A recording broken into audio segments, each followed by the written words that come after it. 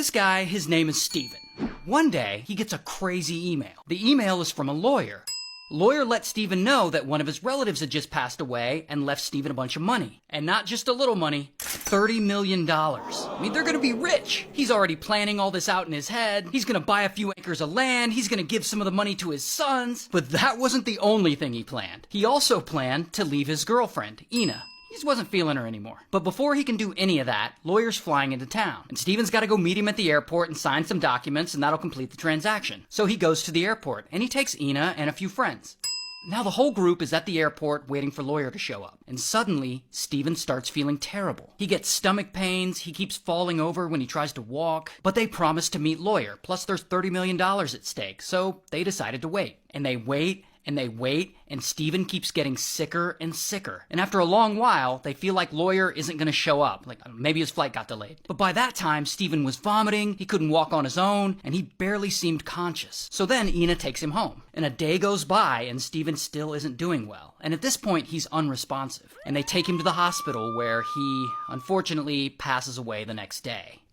Now, Steven's friends, they're not dumb. They know something's up, and they are immediately suspicious of Ina. So they go to the police, and they're like, we think Ina had something to do with this. And they tell police all the information they know. One of those things was that Ina used to make offhand comments about poisoning Steven with antifreeze. Maybe she was joking or whatever, but she used to say that. Now, police give this information to the coroner, who then tests Steven's blood, and guess what they found? The results revealed ethylene glycol in his system, the key ingredient for antifreeze. So then police get a warrant, they search the couple's home, and they find a lot of antifreeze in places it shouldn't have been. In a beer bottle, in a coffee mug, in a Windex bottle. Super weird. Now when police interview Ina, she doesn't say she's done something wrong, but she does say this. She and Steven weren't officially married, but they had been living together for a long time, making her his common law wife. And because she is his common law wife, and he has now passed away, she says she's entitled to at least part of that $30 million. Now, to figure all this out, let's look at it from Ina's perspective.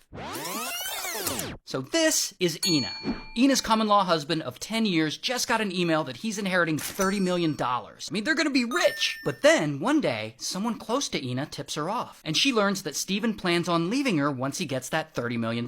And if Steven happens to accidentally pass away, then that money will go to her as his common law wife. So that day, the day he's supposed to go to the airport, she allegedly pours a little antifreeze in his sweet tea. And it takes a while to work, but eventually he gets sick at the airport, and within about 2 days, he passes away. You know this part. And now, as his common law wife, the money's hers. Here's the thing, though. They live in North Dakota. North Dakota doesn't recognize common law marriage. And when police tell Ina this, she's pissed. But you want to know what else police figured out? That initial email that Steven got was just a scam. There was no distant relative, there was no $30 million, there was no lawyer going to meet them at the airport. It was all just a Nigerian prince type email scam that Steven and Ina fell for. Now eventually Ina admitted to police that she put antifreeze in his sweet tea, and here is her mugshot. And she's currently in jail awaiting trial. Also, shout out to North Dakota.